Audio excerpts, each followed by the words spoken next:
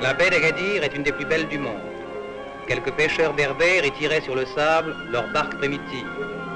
Ils étaient protégés des vents du nord par le promontoire rocheux surmonté d'une casbah qui termine la baie.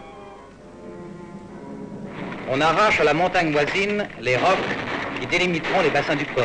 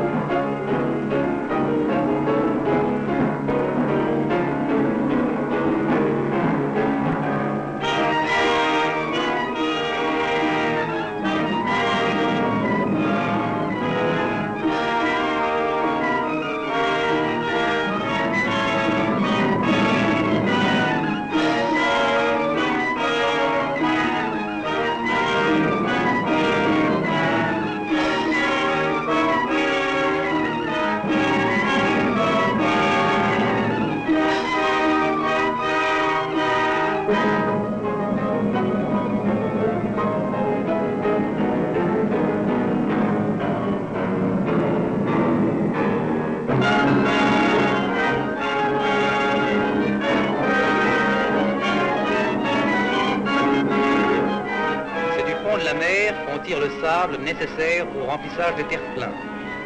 Les Hollandais sont les spécialistes de ces opérations depuis qu'ils ont comblé le Zuiderzee. La grande ouvrière du port, c'est la suceuse, une machine équipée avec des pompes assez puissantes pour aspirer en quelques minutes le contenu d'une péniche et le refouler à l'intérieur de tuyaux pour qu'il aille se déverser en n'importe quel point du chantier.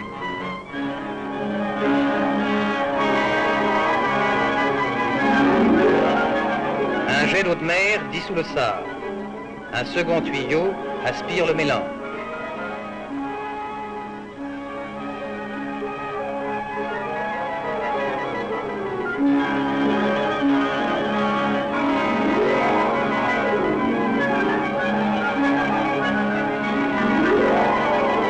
On a déplacé de cette façon 2 millions de mètres cubes de sable sans donner un seul coup de pelle.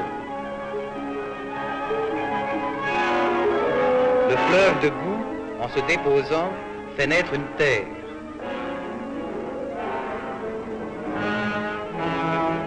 Une terre entièrement gagnée sur la mer. Les arpenteurs en font le relevé.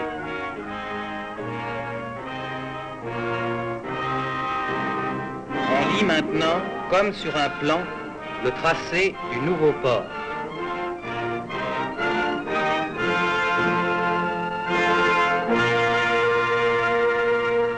Quelques maisons de pêcheurs coincées entre la Casbah et le port en construction, Funti.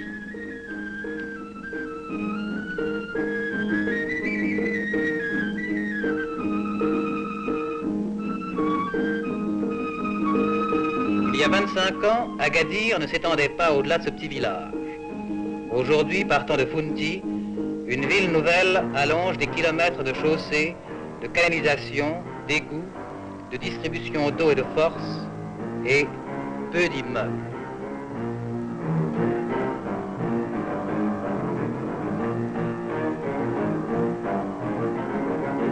Le centre de cette ville, qui coïncidait avec l'avenue Nicolas Paquet, s'éloigne toujours davantage, bien au-delà de la Banque d'État et de la Poste, jusqu'aux nouveaux quartiers industriels qui seront un des pôles de la nouvelle métropole.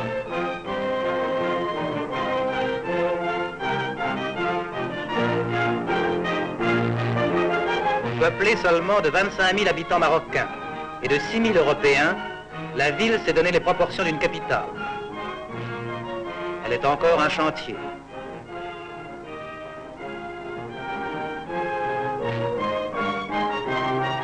Elle ouvre cependant des magasins et des cabinets d'affaires.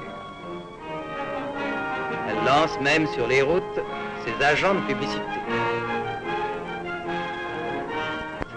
Est à l'échelle de notre civilisation en perpétuelle expansion.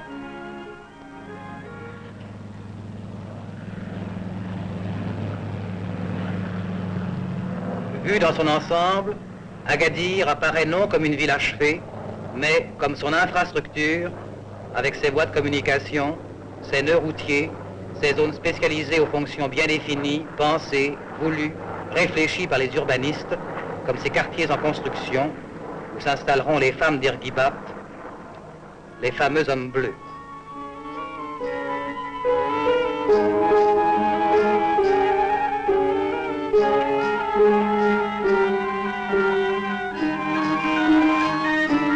Elles campent, comme au temps d'Abraham et de Jacob, sous des tentes en poils de chameau, à côté des usines de conserve où elles sont ouvrières. La flotte sardinière, une cinquantaine de bateaux à moteur, occupe 1 millier de pêcheurs, équipages d'Espagnols, Portugais, Français, Arabes, Berbères ou Maures.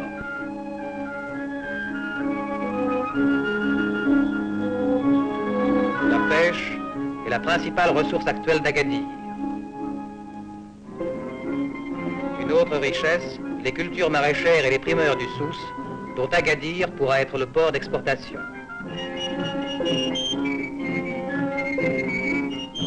Est-ce suffisant pour justifier d'immenses investissements de capitaux, un plan grandiose d'équipement économique? Prenons du recul. Regardons Agadir et sa région du haut de la vieille Casbah qui demeure au-dessus de la ville, du port et de la mer, un modèle de médina marocaine fermée.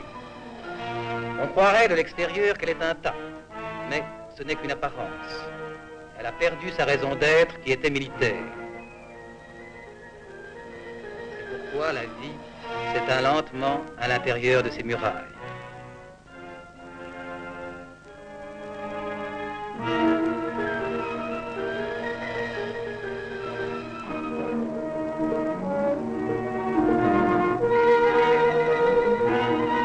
La vie renaît au niveau de la mer et des échanges. On construit là un port, c'est-à-dire une porte. On ouvre sur l'Atlantique une région riche de minerais et de promesses de toutes sortes, le Sahara. La ville qui surgit permettra la mise en valeur d'immenses territoires. Elle fera vivre des centaines de milliers d'hommes. Inch'Allah.